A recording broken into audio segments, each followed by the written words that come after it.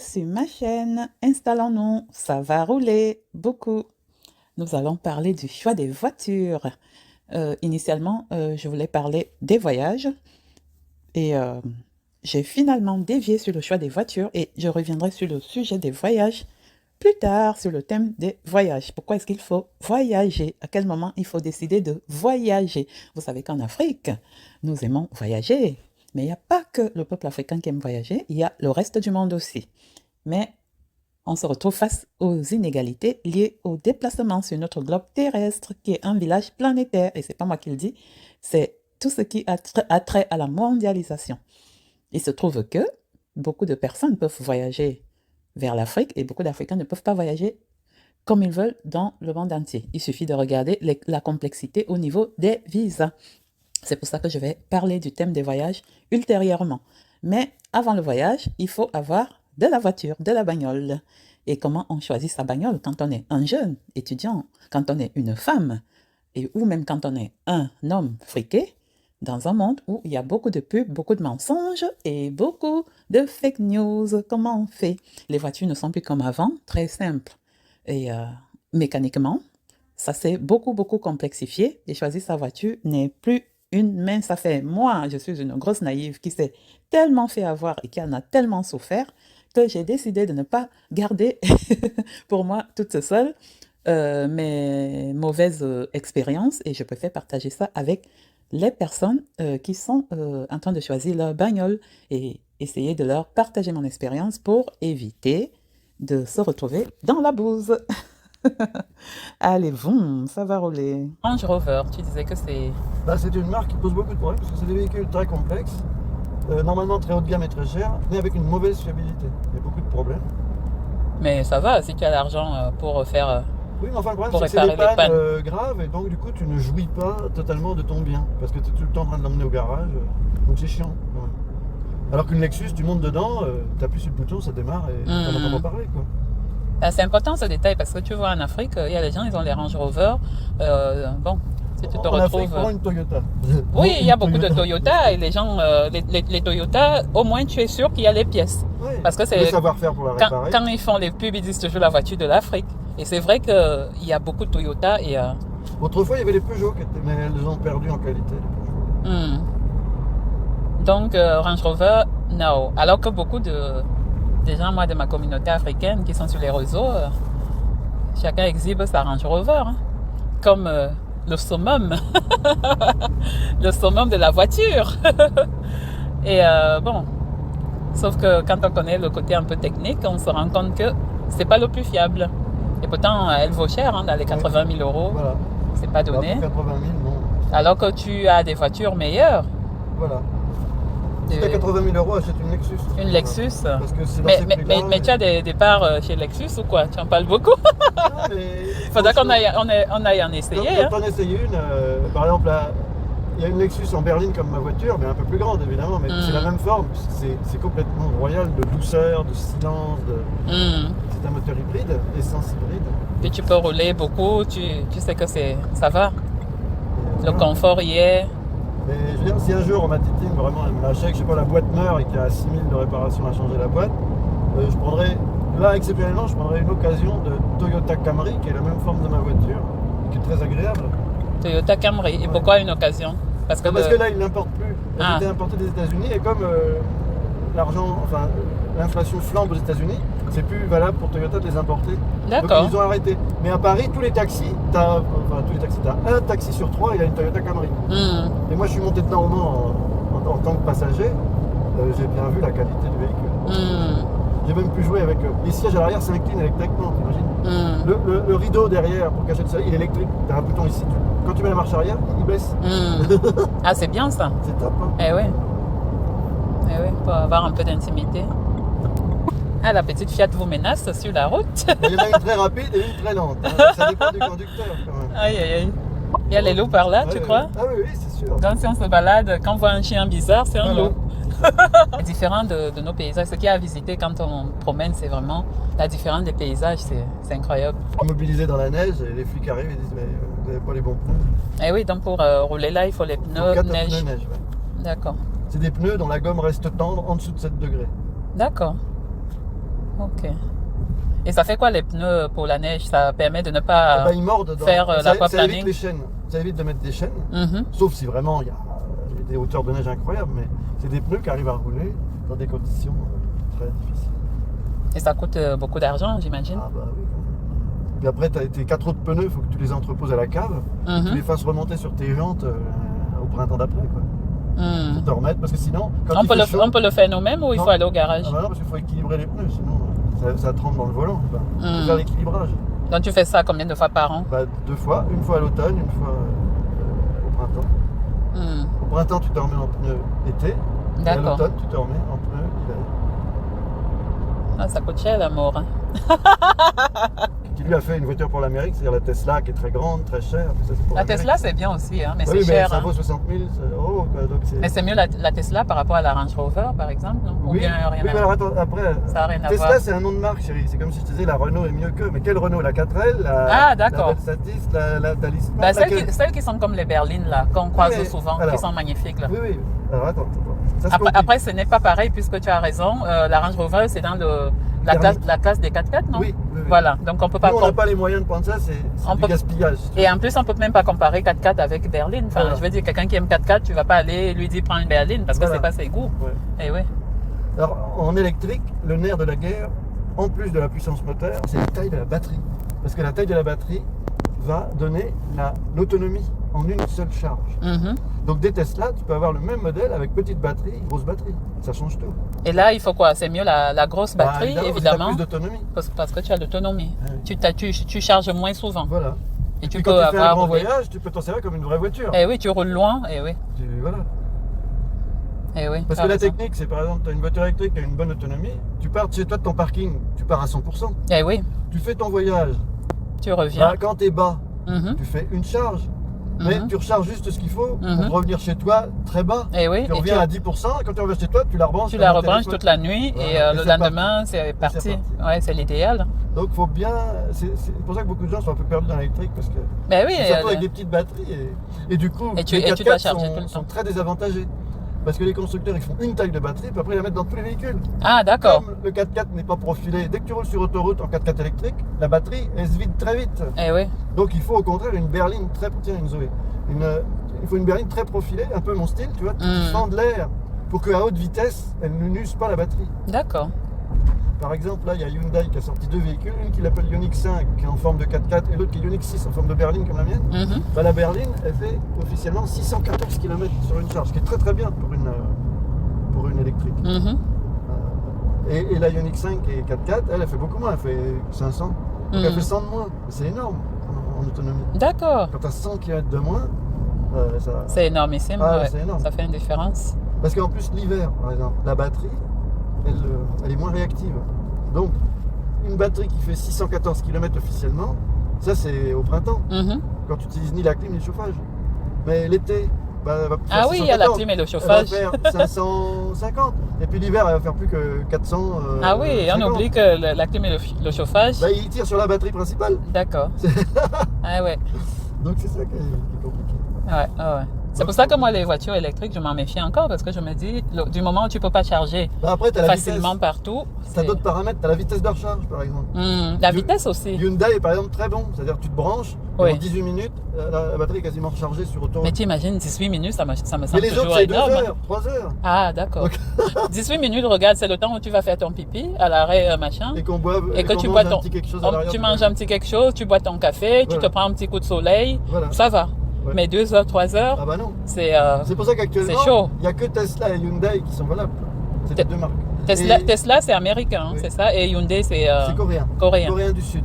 D'accord. Mais Hyundai est plus fiable que Tesla. Les Coréens, les Asiatiques, Là, ils sont très bons. ils sont très bons. Hein. Là, il y a la nouvelle Hyundai Ioniq 6, elle est magnifique, mais malheureusement, elle risque de valoir 50 000. Il n'y a pas encore les prix, je ne connais pas. Mais je verrai ça. Alors, même si l'État aide un peu, je ne suis pas sûr que ce soit si facile. Enfin voilà, c'est compliqué. Mais bon, l'avantage de la voiture électrique, il faut le rappeler, c'est que. Alors, il n'y a pas de vidange, il y a un peu moins d'entretien. Au niveau, une fois que tu l'as, tout est dans le prix d'achat. Après, tu n'as pas de moteur, tu n'as pas de vidange, tu n'as pas d'huile, tu n'as pas. Oui, oui. Au niveau de l'entretien, Il est beaucoup plus faible. il y a déjà tout dans le prix d'achat quasiment. Donc, après. Donc tu n'as que la location, les frais de location, enfin d'entretien de la batterie, de charge. Oui, l'électricité. C'est pour ça qu'il les faut frais te recharger d'électricité. chez toi au prix d'électricité domestique. Eh oui. Et pas au prix d'électricité des bornes ultra rapides. Ben oui, parce qu'ils peuvent surfacturer. Non, mais c'est-à-dire, les entreprises qui achètent l'électricité pour les bornes, c'est pas des particuliers, donc ils ont le tarif européen qui est monté x10 en quelques mois. Ah oui, donc le Alors mieux que nous, on a c'est... le bouclier. Eh oui, d'accord. Donc le mieux c'est que la personne charge avec son électricité. Il faut absolument que chez toi, tu aies une borne et une borne 7 kW, c'est-à-dire 7 kW par heure. Parce que si ta batterie, par exemple la Hyundai Ioniq 6, elle fait 77 kW, imagine, tu reviens, il te reste que 17 kW, il faut que tu en recharges 60 kW. Mais ta borne en fait 7 à l'heure. Donc ça va, en une nuit, elle va te charger. Mais si c'est une prise normale à 1 kWh, il faut 60 heures. C'est pas possible. Donc il te faut une borne spéciale. D'accord. Une borne de charge rapide. Ah, d'accord. Même pourquoi pas une 11 kWh. Eh oui. Pour recharger vite. Parce que je sais pas, tu reviens de voyage, on doit repartir. Bah, il faut qu'en 4 heures, tu aies remis 40, 50 kW. Le temps que tu ailles dans ta salle de bain, c'est bon. 3 heures de salle de bain, 30 kW de Il ne faut pas avoir une urgence médicale entre-temps. Ouais, tu fais jamais 300 km pour aller à une urgence. Oui, mais si elle est vide quand tu reviens. Parce qu'ils m'ont dit, vous êtes à côté, vous avez la voiture. Oui, allez-y, parce que nous, le temps qu'on arrive, avec ce qu'il a, ça risque de... Non, mais là, tu payes un taxi, et puis c'est tout. Non, voilà. Mais c'est pour dire que c'est quand même moins confortable que comme ta voiture où tu auras juste mis l'essence et tu mets 2 minutes, quoi. Enfin, je veux dire, il faut quand même regarder là, ce qu'on demande aux gens. Voilà. De ton essence où tu mets 2 minutes à la pompe, il te faut 18 minutes. Le plus rapide, ou 3 heures, le normal. Prise de maison. Ou le 60 heures. Tout dépend des kilowattheures. Combien ça charge. Donc, vous voyez qu'acheter une voiture électrique, il faut des connaissances. Il faut savoir ce qu'on fait. Il faut anticiper plein de paramètres parce qu'on est au début. Hein. On est au début d'un nouveau modèle qui va se généraliser. Voilà. Tu disais que 2000 combien 35. En 2035, normalement. Voilà. On pourra continuer à rouler avec. Hein. Et oui, mais ça va commencer à être compliqué. De vente de thermique. Voilà, donc ça veut dire les voitures essence, diesel, tout ça. C'est fini. En Déjà, Europe, les diesels stop. Donc si on vous propose d'acheter les diesels, il faut refuser. On est classe 2, donc si on achète un diesel d'occasion, il faut prendre quand même un classe 2 au niveau de la base d'éco-pastille. Parce qu'il y a des endroits où il faut entrer, il y a des vignettes à Paris, dans plein de villes, c'est déjà ça. Tu as telle vignette, tu ne peux pas circuler en centre-ville, tu ne peux pas circuler dans certains endroits. Donc l'électrique, voilà, s'il y a acheté une voiture, il faut quand même essayer d'acheter une électrique. Une électrique qui permet donc de faire des économies au niveau de l'entretien. Et puis de rouler partout, parce qu'on aura l'autorisation. Les grandes villes comme Lyon, Marseille vont interdire petit à petit. Les grandes villes font la chasse aux voitures thermiques. Progressivement, on ne pourra plus. Dès 2035. Ça, c'est l'interdiction de commercialiser. Officielle, oui.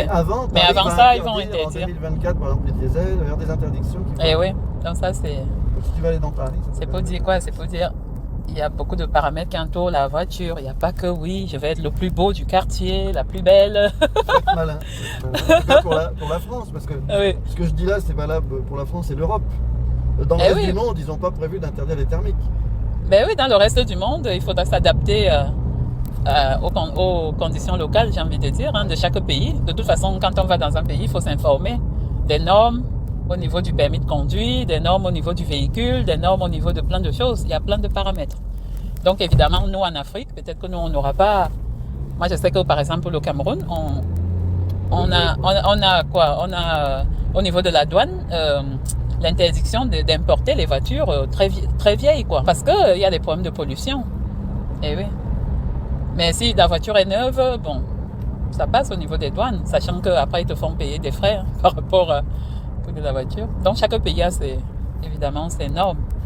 Et il faut les connaître, il ne faut pas seulement crier. Le lac Léman est là-bas, au fond, là, on dirait. Voilà. Et ça, c'est la modèle X. Et il y en a en 4x4, non? Des Tesla, il me semble. Alors, en fait, en électrique, ça ne veut pas dire grand-chose. C'est soit elle est un moteur, soit elle est dual moteur. C'est-à-dire elle a un moteur à l'avant, un moteur. Et du coup, elle est 4x4 parce qu'elle a 2 moteurs. Un à l'avant, un à l'arrière. Mais par contre, si tu veux beaucoup d'autonomie, il ne faut pas qu'elle soit 4x4 parce que 2 moteurs électriques vont consommer plus et ça va t'enlever 50 km d'autonomie. Par contre, tu accéléreras mieux, quoi. Mais les gens qui ont les 4x4, c'est une souffrance quand même avec le prix de l'essence qui fait yo-yo. Ils ont les moyens, ils s'en foutent. Les gens très riches, Ah non, mais quand on parle de ça, on parle des gens pas très riches. Ah oui, oui. Tu vois, les gens normaux comme nous autres. Hein. Oui, oui. Parce qu'il n'y a pas que les très riches. Les très riches, on imagine qu'ils ne sont pas concernés par tous les problèmes financiers puisqu'ils sont riches. Voilà. Mais il y a les gens qui ont pris par amour ou par passion. Les gens très riches qui ont un peu moins d'argent, ça va aller peut-être les gêner au niveau de grandes villas, plusieurs millions d'euros, ils vont être obligés d'en prendre un peu moins cher. Mais pour la voiture, par rapport à leur fortune, ça ne représente rien, la voiture. Eh oui. Souvent, ils ont des sociétés, donc déjà, c'est des voitures qui font passer dans leur société. Ben oui, comme beaucoup de gens quand on a l'habitude d'aller se concurrencer avec le voisin, alors que lui, sa voiture est payée par sa société. Comme beaucoup de gens qui, toi, tu t'en vas te mettre là-dedans, que tu veux pareil, tu te retrouves à payer de ta poche. Attends, les voitures les plus vendues aux particuliers, c'est des Dacia. Hein. C'est ça la réalité.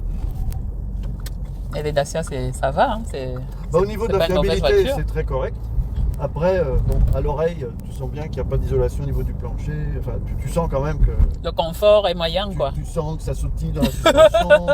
C'est-à-dire, par exemple, ma voiture là, elle est plus souple. Et pourtant, elle est de 2012 que celle de mes parents. Qui a l'air bien comme ça, mais quand tu roules, tu entends tous les bruits de roulement, les chaos, tout est sec. C'est manuel, c'est moins confortable. Mais ça rend service. Mais c'est fiable, ouais. Mais c'est volé, hein. Je crois que ça fait... Il y a une année... Ah, mais c'est très volé, bien sûr. Ça a figuré... C'est facile à réparer, c'est facile à désosser. Voilà, ça avait figuré parmi les voitures les plus volées. Il y avait la Dacia, je sais pas. D'ailleurs, il y avait Dacia, une autre voiture en fait, aussi. le plancher, c'est une Clio 2 d'il y a 20 ans, en fait. On le dit pas, ça, mais les Dacia, c'est... C'est les vieilles Clio, le moteur des vieilles Clio, des anciennes les Clio. Nouvelles. Alors non, dans les moteurs, ils étaient obligés de mettre les moteurs actuels à cause des normes anti-pollution. D'accord. Donc c'est une espèce de voiture faite de briquet de broc, c'est-à-dire le soubassement, c'est vieux, et le moteur est moderne, parce qu'il y a les normes anti-pollution, ils peuvent pas... La valeur est dans le moteur, en fait. En tout cas, pour qu'elle soit fiable, comme tu dis qu'elle est fiable, ça veut dire que le moteur de la Clio d'il y a quelques années était bon. Puisque la Dacia, finalement, tu dis qu'elle est solide. Les Dacia sont... Parce que l'électronique est moins complexe déjà. Il y a moins de fonctions. Plus tu as de fonctions, plus tu as de problèmes. Si tu as le rétroviseur électrique et l'autre est manuel, forcément, avec le temps qui passe, c'est le rétroviseur électrique qui va poser problème. L'axe va machiner, le miroir va plus chauffer. Enfin, alors qu'en manuel, il va toujours à peu près fonctionner. Et puis s'il ne fonctionne plus, c'est juste un ressort à changer. Tu vois. Ça ne sera pas les mêmes frais de remise en état. Mais les Dacia, bon, après... Mais ça rend service. Et les nouvelles Dacia sont quand même sur une base de Clio 5, donc déjà simplifié évidemment. Mais c'est moins ringard. Mais quand tu dis nouvelle, c'est 2022 ?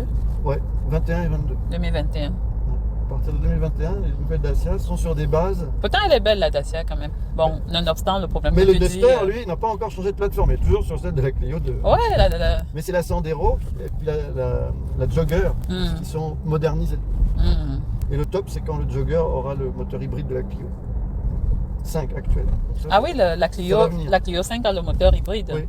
Donc ça veut dire quoi? Moteur essence et électrique. Mais sans branchement. C'est juste le ralentissement de la voiture qui recharge la batterie. C'est l'hybride simple, parce que tu as deux sortes d'hybrides. Tu as l'hybride simple et tu as l'hybride rechargeable. Rechargeable. Mais comme la Toyota, Lexus. Alors, Lexus, c'est que l'hybride simple. D'accord. Et en ce moment, chez Toyota, il n'y a que de l'hybride simple. Mais à un moment donné, il y avait une Prius rechargeable. Mais ça va revenir, Lexus va refaire quelque chose de rechargeable. Mais c'est intéressant la Clio, hein. S'ils ont fait un hybride, c'est pas mal. Mais ça coûte la peau du cul. Dès que c'est hybride, ça coûte très cher. Une belle Clio 140 chevaux hybride, c'est 30 000 € avec les options. Donc, 30 000 €, ça va, c'est pas non plus 80 à 80 000 €. Autant prendre une bonne Clio, ça, pour ceux qui veulent une bonne voiture. Tout à fait. Tu vois ce qu'elle veut dire ou pas? Si on compare, si tu veux vraiment une bonne voiture qui tient bien. Tu as chez Renault un petit peu plus gros, qui ressemble un peu à ma voiture, mais un peu plus haute. Mais tu l'avais vu l'autre fois, avec le même équipage technique, l'Arcana. C'est une sorte de coupé 4x4 assez bas, mais plus haut qu'une berline quand même. Tu sais, t'avais dit, c'est pas mal ça. Ouais, c'était très joli. Voilà. C'était très joli. C'est un petit côté sportif. Il est haut, mais sans être démesurément 4x4. Ouais, mais il était haut et il était très beau. Et il est hybride. Enfin, il y en a en hybride. D'accord, l'Arcana, c'était ça la marque. C'est un Renault. Non, c'est Renault. C'est un modèle. Modèle de Renault, oui, de Renault. Mais Renault, tu disais qu'ils sont morts, non? Depuis qu'il n'y a plus Carlos Ghosn, le génie, moi je l'adorais ce monsieur. Alors, ils ont quand même fait venir un nouveau patron qui s'appelle... Mais l'Arcana, excuse-moi de t'interrompre, l'Arcana c'est Carlos Ghosn du coup? Un peu, parce que c'est basé sur l'avant du Capture, et le Capture c'était Carlos Ghosn. D'accord. Donc oui, l'Arcana... Le nouveau patron à Renault, il est pas mal alors finalement. Alors oui, parce qu'ils l'ont pris de chez Volkswagen, mais il avait travaillé dans sa jeunesse chez Renault.